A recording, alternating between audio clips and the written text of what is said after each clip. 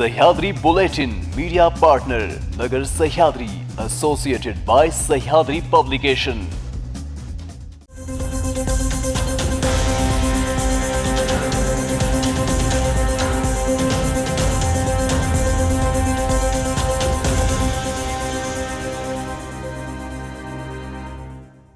नमस्कार, मी साक्षी न्यूज 24 सह्याद्रीमध्ये तुमचं स्वागत। पाहूया देश विदेशासह राज्यातील महत्त्वपूर्ण बातम्यांचा आढावा सह्याद्री बुलेटिन मध्ये। आज राज्यभरात होत असलेल्या राज्यातील नगर परिषद आणि नगर पंचायतीच्या निवडणुकीच्या निकालाबाबत उच्च न्यायालयाच्या नागपूर खंडपीठाने महत्त्वाचा निकाल दिला।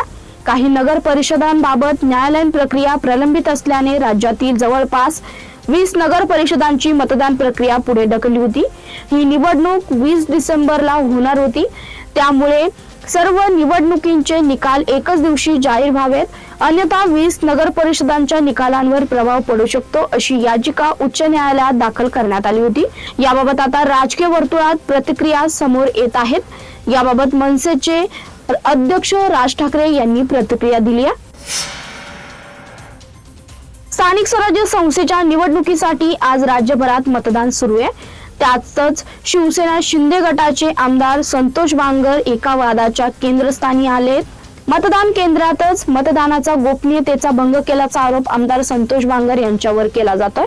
आता या प्रकरणात मुख्यमंत्री देवेंद्र फडणवीस यांनी संतोष बांगर यांना चांगलंच फटकारलंय। हिंगोलीतील कळमनुरी येथे मंगळवारी बाजार परिसरातील मतदान केंद्रात क्रमांक 3 वर सकाळी संतोष बांगर मतदानासाठी पोहोचले, मात्र मतदान केंद्रात त्यांच्या वागणुकीने मोठा वाद उभा राहिला। त्यांनी महिला मतदाराला प्रत्यक्ष ईव्हीएम बटन दाबताना मार्गदर्शन केलं। तसेच स्वर्गीय बाळासाहेब ठाकरेंचा विजय असो, एकनाथ शिंदे आगे बढो, हम तुम्हारे साथ है अशी घोषणाबाजी मतदान केंद्रात केली। याच दरम्यान मोबाईल फोनचा वापरही केला। या घटनेचा व्हिडिओ सध्या सोशल मीडियावर चांगलाच व्हायरल होतोय। मतदान केंद्रात घोषणाबाजी, मोबाईल वापरणे किंवा मतदाराला कोणताही निर्देश देणे हे निवडणूक गोपनीयतेचा भंग आणि आचारसंहितेचे गंभीर उल्लंघन मानलं जातं। त्यामुळे या प्रकरणावर संतोष बांगर यांच्यावर कारवाईची मागणी जोर धरू लागली आहे। राज्यातील नगर परिषद आणि नगर पंचायतीच्या निवडणुकीच्या निकालाबाबत उच्च न्यायालयात नागपूर खंडपीठाने आज महत्त्वाचा निकाल दिला। आज मतदान झालं तरी त्याचे निकाल 21 तारखेला जाहीर करा। तसेच या निवडणुकीचे एक्झिट पोल ही 20 तारखेला निवडणूक संपल्यानंतर अर्धा तासाने जाहीर करता येतील। नगर परिषद आणि नगर पंचायत निवडणुकीची आदर्श आचारसंहिता ही 20 डिसेंबर पर्यंत लागू राहील असं न्यायालयाने सांगितलं। याबाबत मुख्यमंत्री देवेंद्र फडणवीस यांनी प्रतिक्रिया दिली आहे। कोणती निवडणूक असू द्या, भाजप नेते रावसाहेब दानवे आणि शिवसेनेचे आमदार अब्दुल सत्तार यांच्यात कलगीतुऱ्याशिवाय जणू ती अपूर्णच असते। सत्तार नवीन सरकार आल्यापासून महायुतीतच साईडलाईन झालेले आहेत, तर आता नगरपालिका नगर परिषद निवडणुकीनिमित्त ते सक्रिय झालेत। सिल्लोड नगर परिषद निवडणूक त्यांच्यासाठी जिव्हाळ्याचा विषय। दरम्यान दानवे आणि सत्तारांवर गंभीर आरोप केल्यात। त्यांनी सिल्लोडमध्ये अनेक जणांची नावे नोंदवण्यात आल्याचा आरोप केलाय। सिल्लोडमध्ये जातीय समीकरण जर आपलं पाहिलं तर त्या ठिकाणी जातीय समीकरणाच्या हिशोबाने मतदान होतं। सत्सद विवेक बुद्धीला स्मरून आणि गावातील दडपशाही मधले जे काही प्रकार आमच्या तुमच्या कानावर येतात, त्या ठिकाणी अस्तित्वात जी राजकीय मंडळी आहे त्यांच्या विरोधात मतदान होईल असा जोरदार टोला रावसाहेब दानवे यांनी अब्दुल सत्तार यांच्यावर लगावला। नगर परिषद आणि नगर पंचायतीच्या निवडणुकीचे मतदान राज्यात सध्या सुरू आहे। कालपर्यंत प्रचार शिगेला पोहोचला होता। प्रत्येक राजकीय पक्षाने या निवडणुकीसाठी ताकद लावली। 5:30 पर्यंत मतदानाचा अधिकार बजावता येणार आहे। पंकजा मुंडे देखील बीड जिल्ह्यामध्ये या निवडणुकीसाठी मैदानात उतरल्या होत्या। त्यांनी अनेक प्रचार सभा घेतला। नुकताच पंकजा मुंडे यांनी मोठं भाष्य केलं। पंकजा मुंडे यांनी म्हटलंय की 12 दिवस नाही तर गेल्या 2 महिन्यांपासून मी प्लॅनिंग केलंय। मुंबईला बैठका घेतला। नगर परिषदेची सर्व प्लॅनिंग यादी मी तयार केली आहे। मुंबईत एक कॅबिनेट बैठक वगळता मी परळीत मुक्काम ठोकून आहे। जनता आम्हाला साथ देईल आणि आमचा मोठ्याने विजय होईल। डिस्टर्ब करण्याचा कोणी प्रयत्न केला तर पोलीस योग्य ते प्रशासनाने कारवाई करावी बहीण भावाच्या विधानावर बोलताना पंकजा मुंडे यांनी म्हटलंय की तुम्ही आम्हाला बहीण भाऊ म्हणणं बंद करा, आम्ही बहीण भाऊच आहोत. सह्याद्री बुलेटिन मध्ये घेऊया छोटीशी विश्रांती. रोखोक पत्रकारिता, निर्भीड बाणा आणि कणखर भूमिका, महाराष्ट्राचा सखा, सत्याचा पाठीराखा, शब्दांचं सामर्थ्य, विश्वसनीयतेची उंची. न्यूज 24 सह्याद्री. विश्रांतीनंतर तुमचं पुन्हा एकदा स्वागत. पाहूया पुढील बातम्या. पुण्यातील IT हब या ठिकाणी असलेल्या हिंजवडी परिसरात काल सायंकाळी घडलेल्या भीषण अपघाताने संपूर्ण पुणे जिल्हा हादरलाय. एका खासगी बसचं नियंत्रण सुटल्याने ती बस थेट फुटपाथवर चढली.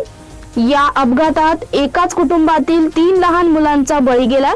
भर रस्त्यावर झालेल्या या दुर्घटनेमुळे हिंजवडी मधील वाहतुकीची सुरक्षा व्यवस्था पुन्हा एकदा गंभीर ऐरणीवर आली आहे. IT कर्मचाऱ्यांची वाहतूक करणाऱ्या खासगी बसचा चालक छत्रपती शिवाजी चौकाजवळ पोहोचताच त्याचे वाहनावरील नियंत्रण सुटले. देवा प्रसाद कुटुंबातील 8 वर्षाच्या अर्चना आणि तिचा 6 वर्षाचा लहान भाऊ सूरज यांचा जागीच दुर्दैवी मृत्यू झाला.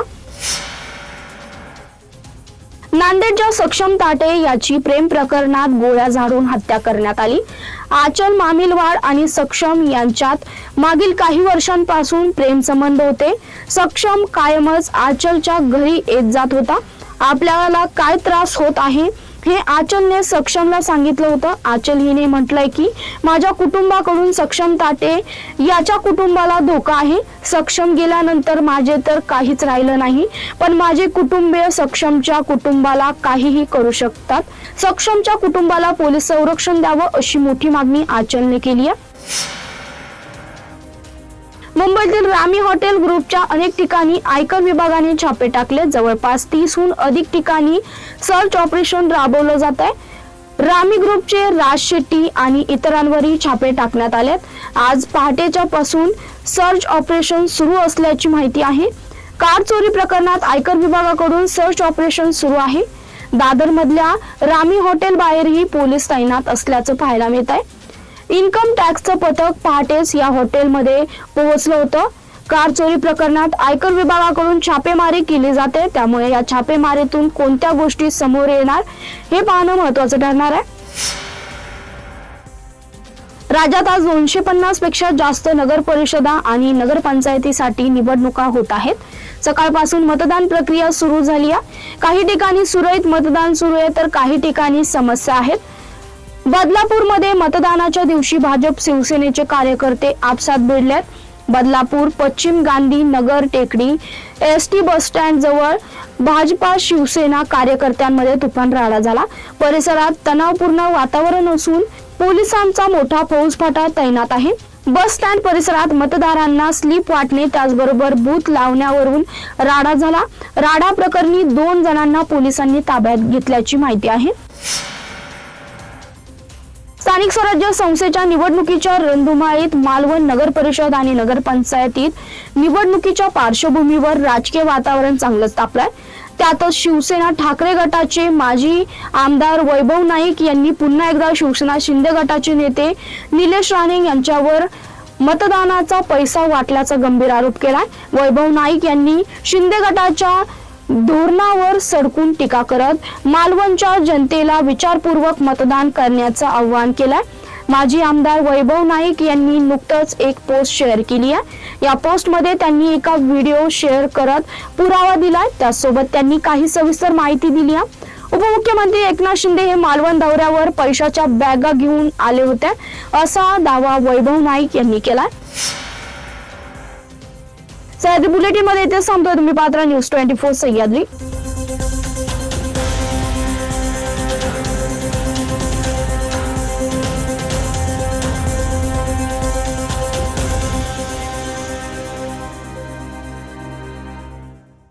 शब्दांचं सामर्थ्य, विश्वसनीयतेची उंची. न्यूज 24 सह्याद्री.